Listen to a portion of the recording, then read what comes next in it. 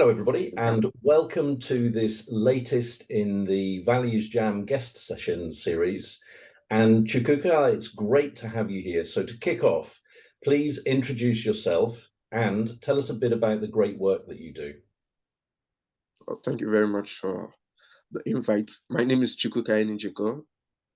I'm a Nigerian. I reside here in Nigeria also. I'm an educational technologist and the founder of Edtech, an educational technology organization that enhances technology in teaching and learning and generally in an educational space. I'm also the founder of Think Big Initiative, a non-governmental organization where we raise change makers across the globe. So practically, our priorities are young ones, youth, entrepreneurs, young leaders in the world, where we raise change makers globally. Thank you. Fantastic. Thank you very much. And it's such an important area for two reasons, I think. One is obviously young people and education, but the second point that you made about the role of technology in education, because it used to be that we thought that for education to happen, there needed to be a teacher with a bunch of students in the same place at the same time for education to take place. But that's not true, right? Yeah, that's actually not true because technology has made it very easier for teaching and learning to take place. I don't know if I can flash you back to the pandemic. During the pandemic, there were a lot of schools were closed, virtually all schools. But regardless of that, teaching and learning still had to take place through the help of technology.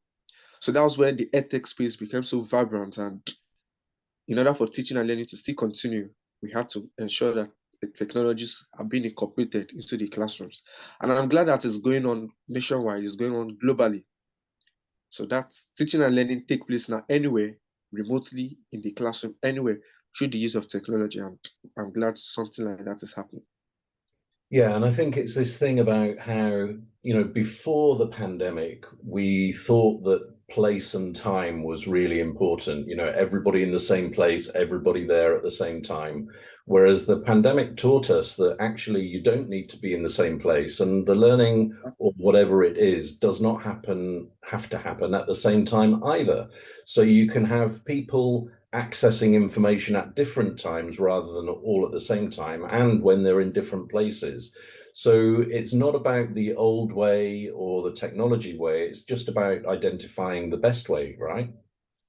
Yeah, the best way and the best practice. Okay, cool. So let's get into our values jam. So here I've got the deck, and I'm just going to tip out the cards, and then what I'd like you to do, please, is tell me how many times you'd like me to cut the deck. 2 times. 2 times. Okay, Yeah. so I've got 3 piles in front of me. Would you like pile 1, 2, or 3? 2. 2? Okay, and now we've got 2, 4, 6, 8, 10, 12, 14, 17 cards here. So a number between 1 and 17. 15. 15. Okay. Oh, okay. So the card you've chosen, Chukwuka, is this one. Safety is what we're going to talk about. And okay. The first question is this. What does safety mean? And what does it look, feel, and sound like? So first, what does safety mean? Okay, so generally or basically, I would say safety is the art of being safe in a particular condition or being safe from harm. So safety is the art of avoiding or being in a distance from anything that will be harmful to you.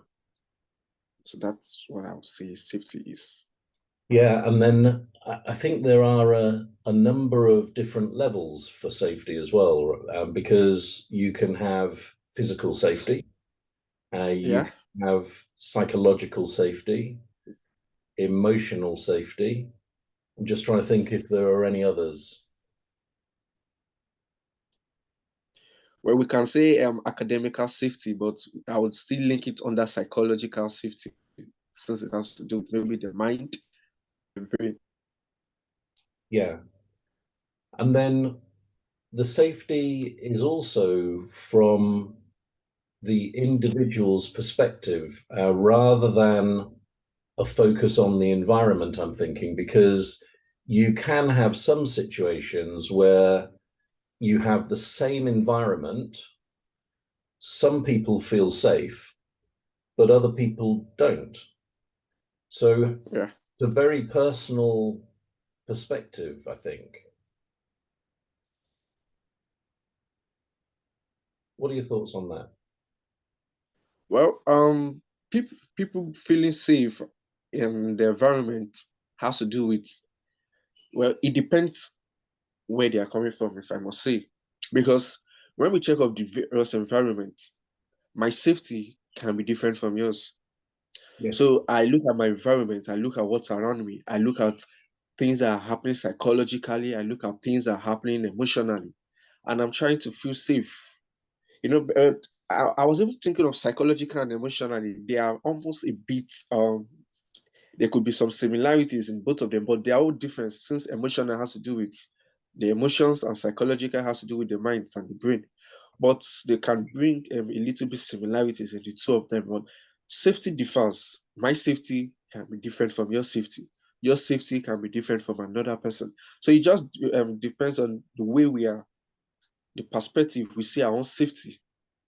Some feel that safety is me going out and coming back safe. Some feel, oh, it's another way. Some feel, oh, it's this way.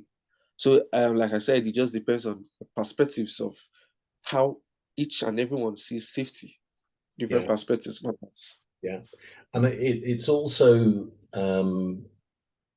it strikes me that it's the perspective of safety by an individual, and I totally agree with what you say about it being very different. It's Yeah, determined by the previous experience. So I don't know why I'm thinking of this, but I remember I went to Rio de Janeiro, and they have the favelas there, and this is where people build their own places to live. They're not legally built houses, and that's where they choose to live in a neighborhood. Um, and people are advised not to go there because it's a dangerous place to go. But for the people that do live there, it's not a dangerous place. So, that for them, it's normal. And for a tourist, it's a dangerous place and they're not safe. So, and yet it's the same environment. So, environment. yeah, it is this thing. And similarly, if we think about, you talked about psychological safety, um, you might say to one child, you can say what you like, and anything you want to share, that's fine. One child might say, yeah, that's absolutely fine, and they might be enthusiastic to do that. Another child might not believe you. And so I think with safety, it's really having a deep understanding of the people that are involved in order to be able to create that sense of safety. Yeah, I agree with you on that.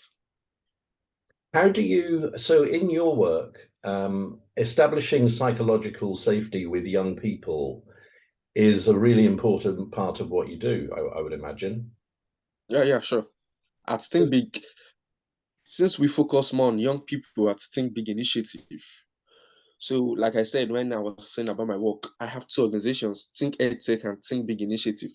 So, Think Edtech has to do with education, while Think Big Initiative has to do with young people, young leaders, leaders all over the world.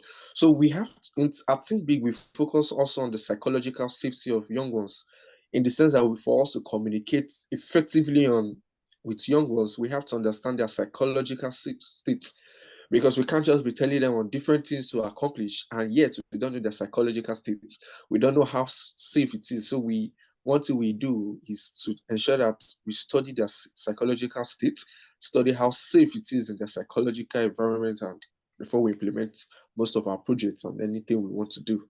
So Yeah. I think big initiative we do. Yeah. That's And I guess that's also I'm thinking about what you were saying about technology and the role it plays in education, and it feels like if you're with a young person or a student in person, then perhaps it's easier to understand any challenges around psychological safety, and it's easier to build a relationship, a trusted and trusting relationship with the student. Whereas with technology, it feels like that's less human, and maybe that's more of a challenge to do, or it needs to be done in another way. So I'd be really curious to hear your perspective around that. So technology and psychological safety.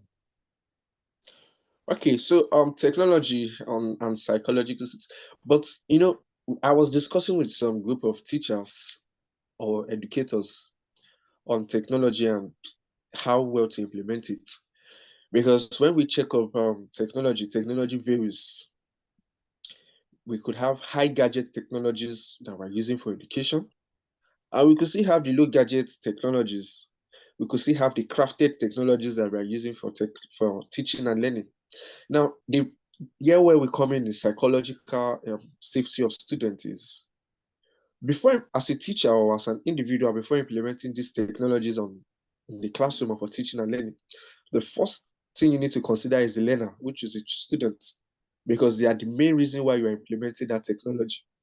Now, how do you check up the student? You check up their psychological needs, check up their background, their academic needs, and everything. But most importantly, their psychological needs, because that's where it's going to open for them to embrace what you are implementing. Now you check their psychological needs, like I said, is the most important priority. And check how safe is it for this technology to go well with their psychological needs. Is this safe to their psychological safety 100%? Or do you need to build it up for you to integrate or implement these technologies that we are talking about into the classroom? So practically, I'll say technology and psychological safety are two very things that we need to consider when implementing. Even it's not just only in the educational sector, in different sector, the health sector. I'm not a doctor, but I feel that a medical doctor will check up different psychological states of the patient before implementing anything, before doing anything, so as it is in others. And definitely education is not going to be left behind in this. In the educational space, it's essential that psychological safety has to be ensured that we are checking it right before implementing this technology, so we won't cause damage or more harm Yeah. than what we are planning. And there's another dimension that I'm thinking of as well with technology, because we've all heard of companies with databases that have been compromised and accessed. And so another challenge for technology is for people to trust not only that they are safe when they're using the technology, but also that their data is safe when they're using that technology as well. So there's something in here, I think, about the trust in a brand, um, in order for the technology solution to be as successful as it can be. Because if people trust the brand and it has a reputation for being very secure, then it's going to be easier when engaging with its customers or users to create this state of mind of psychological safety.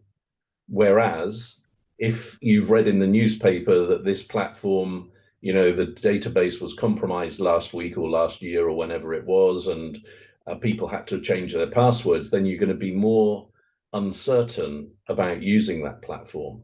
So how do you deal with that? Well, I dealing with database and technology, for users to be able to trust on companies in technologies, you have to ensure that their database are safe. So at Think Edtech, we don't have softwares. We don't produce softwares for education. But what we do is we recommend.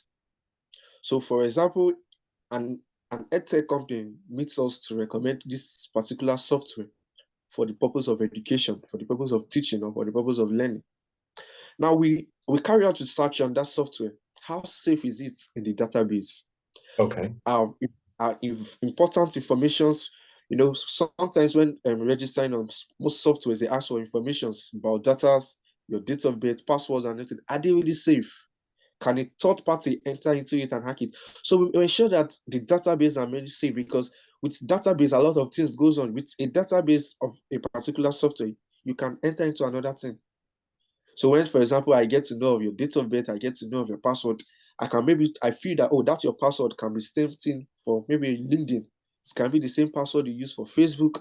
It can be the same password. So we try and ensure that the database is really safe.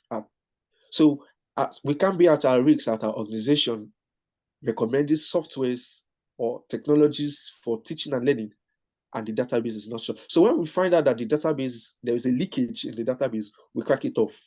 So we don't recommend softwares like that. So we ensure that database are really safe for the end users.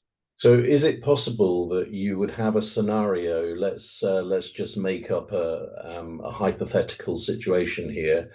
So you've got two software providers that you're considering, and one, so let's say company A has a much better offer than company B. But you do your research and you find that company A is not as secure as company B.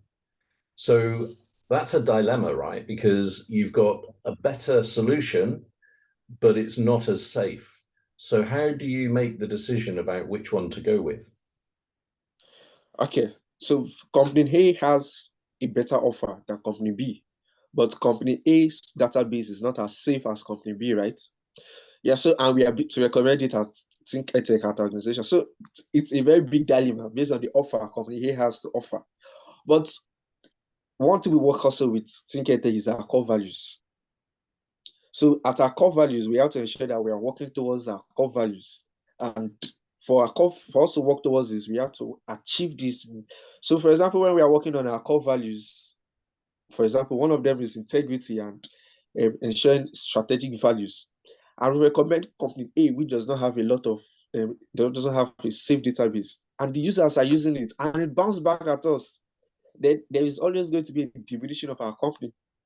People won't trust us, won't have enough for people. So for us to have these investors, for us to have people to trust on us, we have to, even if company B are not really emphasizing on much offer, we still have to recommend company B, because we know that in the future, more companies are still going to come up.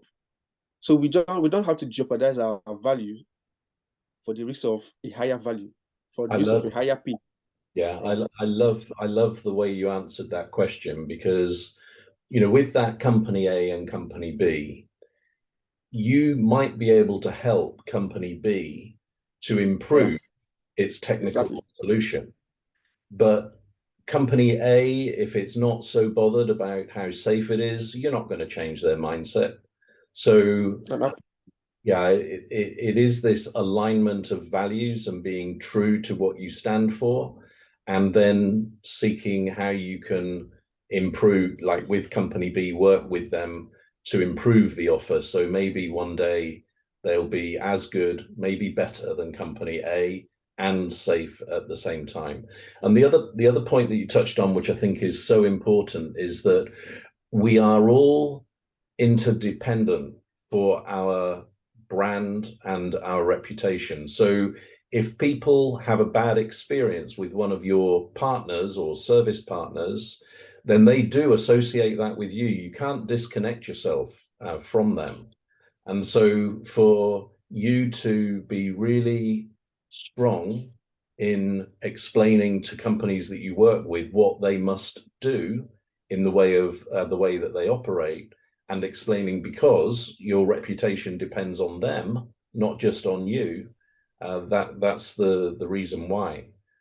Okay, so let's just play with the metaphor, because you remember that there was another part to this question, and it was, what does safety look, feel, and sound like? So what picture comes to your mind when you think of safety, or what sound comes to your mind, or what feeling comes to your mind? Okay, so when it comes to safety, once the feelings that come to my mind is being safe. Now, being safe is it might be in my environment, it might be in it might be in technology, it might be in health, it might be in the use of any gadget, but it's just being safe from risks, being safe from harm, even being safe from the virus. So safety has to do with me. I feel that safety has to do with being safe first from anything that can bring harm towards you. That's what I feel safety is. So when you talk about safety, the picture that comes to my mind is, we have different, just there was an example saying of tourists, particular people living in a particular place are safe, but tourists who comes there are not safe. It even happens somewhere here in Nigeria. There are particular places that are safe towards the people who live there.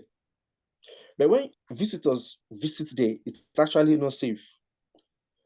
Now, how is it not safe? Not that it's not, actually a safe place, but the thing there is there are ways those people who live there, they know the safety precautions to take. Now, Yeah. for example, if anything happens, they know exactly what to do. They know hideouts, they know how to quench out things, they know how to stop these. But as a tourist or as a visitor towards that place, you don't know anything there. Now you don't have any picture of how the safety looks like there. That's why it's not safe. But so it's advisable that for you to have a good picture about that environment, you need to maybe have someone there, or you have to have stayed there for maybe some weeks to study the environment, know the hideouts, know how people live there. Then it can be say it's safe. So safety is not really a big thing. You just have to for you to just to be relaxed, know how it's being done, know the do's and the don'ts, knows where to exist, or know where to, oh, this is not this is safe. My psychological being, oh, I'm not strong emotionally, it can't work for me emotionally. For you to know the picture of safety, you need to know yourself. How do you think you can handle this? How do you think, how psychologically, physiologically, how good are you for you to know how this works for you? Now, for example, you go to a place that is really dangerous. Let me use the physical one, and there's a physical battle going on, and it's actually not safe, and you're the one, and you feel, oh, you can't go on this, you can't do this. So you need to study yourself. Can I do this? How far can I run in case anything happens? How Yeah. far can I jump in case anything happens? Okay, how far I log in a site. How far can I disconnect myself from this site? Am I ICT guru? Am I good in technology that I can quickly log out in case anything happens, in case they're tracking my database? So it depends on you. If you don't have a good picture of safety, you don't, then it's at the problem lies. Know yourself. How fast can I do a particular thing? So in case anything happens, I know how to withdraw. I know how to play safe. I know how to, do anything. So that's what I feel safety is all about, and a picture of safety. Yeah, you've opened up a whole load of things here. I think awareness of yourself is really important, because if you don't know what your capabilities are or what you're not capable of, then, if something happens, you're maybe not going to be able to deal with it. You also talked Yeah. about a deep understanding of your environment. And so I'm thinking, for instance, about, somebody who is not aware, just going for a walk into, say, the jungle when they're on holiday. And they don't wear boots, they just wear flip-flops that they've had on the beach. And then all of a sudden they're standing on things that hurt them, and they're allowing insects or whatever it is to get on their feet. And it's because they just were not aware of the environment. And, Exactly. and connected to that, there's something also about taking precautions or minimizing risks. So, for instance, this is it's a very silly example, but I'm thinking of, sometimes you might have a drink in a glass, and you put it on the edge of a table. Why put Okay. it on the edge of the table? Why not move it in by 6 inches or 12 inches to avoid the possibility that somebody, when they're passing, might knock it with their bag and then it's all over the place, right? So there's something about taking actions, thinking about the possible consequences and minimizing risks when you're doing that, and with no more effort really. That where you put the cup doesn't take any more effort, so you might as well put it somewhere where it's safe rather than at risk. So yeah. and just quickly on the metaphors, when I think about safety, the picture that comes to mind actually is a mother with her newborn child. I'm not sure why I'm thinking of that, but that feels to me like safety. The sound of safety is, I think, not loud. It's quite a soft sound and maybe pleasant to listen to. So harmonic. So, really peaceful, restful, and that would make me feel safe. And the image and the sound, and what does safety feel like? It feels like nothing. I think you said something close to this right at the beginning. For me, safety is feeling that nothing bad is going to happen to you, and you don't have to worry. You don't, you have no worries. You can just enjoy yourself. And you've made me think also of your young people, because if you create an environment of psychological safety, that's what you're going to get from them. They're going to feel like they're not in danger. There is nothing that's bad that's going to happen to them. They can just enjoy themselves and be what they want to be.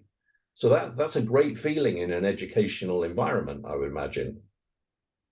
Yeah, a very great feeling, because we could take it up in a school system, and we check up that the school system are filled with young ones, and we check that our young ones are our priorities, because without them there is no school system.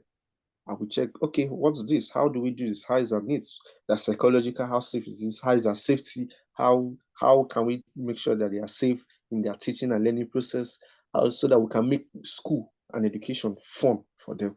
So it's very good in the educational center or an educational place. Now, let me ask you another question about safety and education, because I was talking to somebody last week about the education system in America. And also, you might have seen on the news from time to time, they have really bad situations in America where they have mass shootings in schools and people are killed. Now, this guy was telling me that he heard a story about an 8-year-old girl in America going home, and her father said to her, "Hi, how was your day at school today?" And she said, "Oh, we had a shooting drill." So, right, so they occasionally they have a drill so that everybody knows what to do if there is a shooting incident. And our discussion was about, is this good or not? Because on the one hand, you might argue that it is good because it's equipping the people to be able to deal with the situation if it happens. But I was saying to him, it feels to me that it's not good, that it's normal for this 8-year-old girl to think that, a shooting drill is just normality. So what's your perspective on that? Okay, to every good thing, there's always a disadvantage, a slight to it added. So it's actually good based on the environment. I was discussing with some curriculum developers when they came to think Edtech on curriculum. And I said, our curriculum has to depend on our environment. How can the student learn from the environment? Now, it's actually a good, it can be good where they are coming from due to the problem they have in America, mass shooting. Now, it helps them to get equipped. It tells them to know, what needs to do. That's safety. Very, very good. Now, on the other hand, just like you said, it's actually also another perspective to be considered. But I would say it's 70% good, because the curriculum is working towards giving them solutions in case there was a shootout when maybe wherever they find themselves. Now, the essence of school is for them to learn. Now, for education to be going on, we have to make sure that the students are learning, and learning has gone beyond the mathematics, chemistry, biology, English. You have to learn outside. And I'm glad that, let me give you this, a school came to us recently and the consulting section with us. And they were saying we are looking for like an advice or some suggestions towards their school settings on how they can learn. And I said, oh, that's great. That's fine. She said the school said they really don't want to learn more of maths, English, and other academic subjects. What can we integrate into their school settings? I said, oh, that's fine. There are a lot of things that students can learn. Okay, fine. In Nigeria, yeah, we don't really have the mass shootings. If we have mass shootings, I would have said this is actually good for them. But I gave them other things that I feel that students or children should be able to learn. In the secondary section, the high school, I have to give them entrepreneurship, because I feel that entrepreneurship is something that has a high value. So Yeah. I will look at the environment. What I did was I looked at the environment. I looked at what are we facing currently in Nigeria. I looked at it because there's children are the leaders of tomorrow. Now, after looking at it, I provided what curriculums that are matching with our environment so that it can help the student learn. So the school giving up a shooting tray is actually 70% good based on the environment where they are coming from, so that they can learn to know what's next, because it's safety. Once that child goes tomorrow, once there are no children, the school closes. So but at the same time, I can still give the 30% to your perspective, but it's actually a good one for the sake of safety. Yeah, it's good to listen to your answer there, because it's helped me to think about this a bit more. And I think the solution is not to be confined by the short term. So I agree with you that children should be taught how to deal with a situation if it's going to happen, right? And they are safer in that situation. However, I think the mistake is that that is accepted as the norm, and that should not be. So at the same time as saying we need to make sure that people know what to do if this does happen, at the same time, some people should be working to make sure that it never happens. So what do we have to do for this never to happen, so that we don't need to do this training anymore, rather than just accept that it's part of society? Now, in ValuesJam, there's also an opportunity for us to create our own question. So I'd like to invite you to consider a question. So ask your own question about safety, and it can begin with who, what, where, when, why, or how. Okay, so I'm to ask a question, right? Yeah, to us. Okay.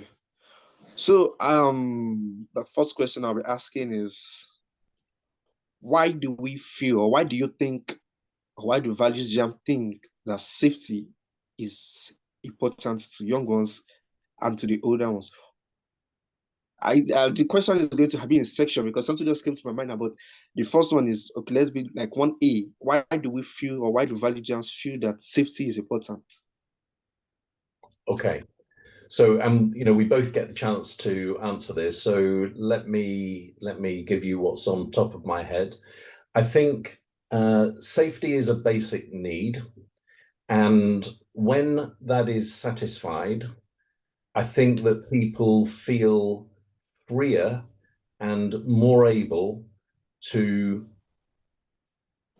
try their best, to try to get to their potential, rather than play it more cautious just in case this happens.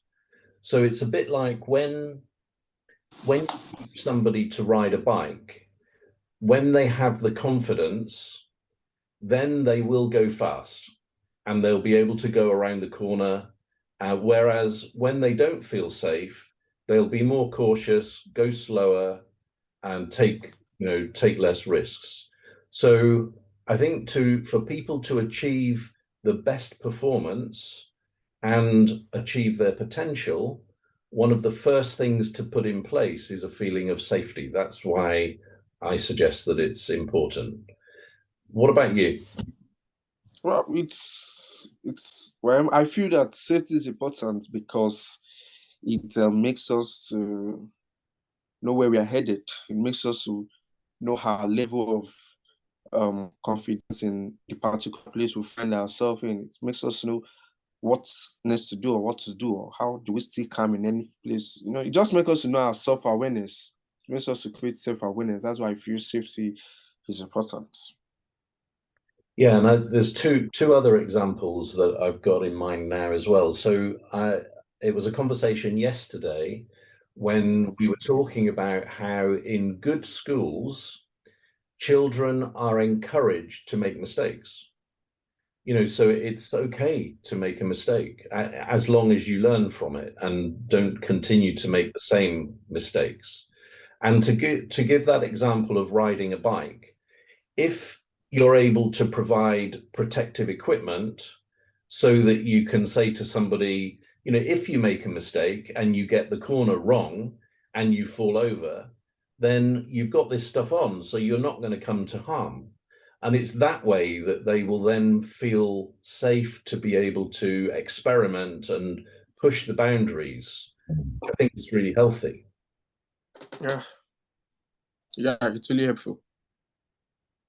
Okay, so let's finish the questions. There is one final question, but before we go to that, let's go really big. So how could more safety improve the world? How could safety improve the world? How could more safety improve the world? Okay, so more safety can improve the world in the sense that everyone coming together. No, safety does not just have to do with only the government. It has to do with everyone. Everyone has to work towards it, irrespective of where you are, irrespective of whatever sector you find yourself in. Just like the educational sector, the example you gave in the American, well, they feel that it's their own way of um, fighting safety, or it's their own way of solving. No, safety has to do with everybody. It's not just one person's work.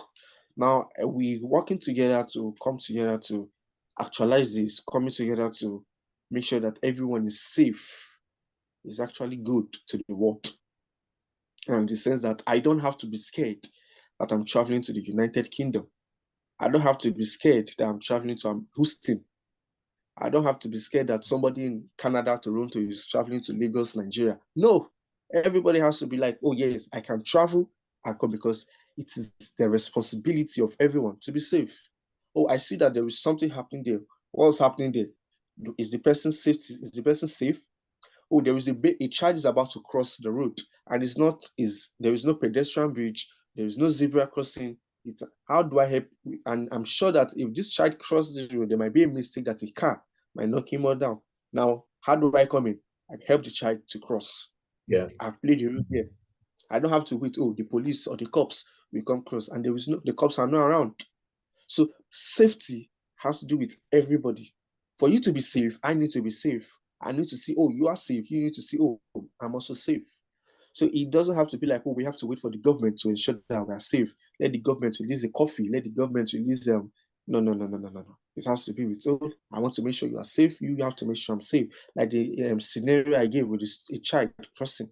There is no pedestrian bridge. There is no traffic lights. There is no zebra crossing. Definitely the road is going to be, cars will be on a high speed limit. Now, how do I have to come in? Because if I leave the child there, there is every tendency that they can knock down the child. So I've played a role in the safety of that, in the safety life of that child. Now it's what everyone needs to do, coming together to ensure that, oh, I'm safe. That will bring a better world.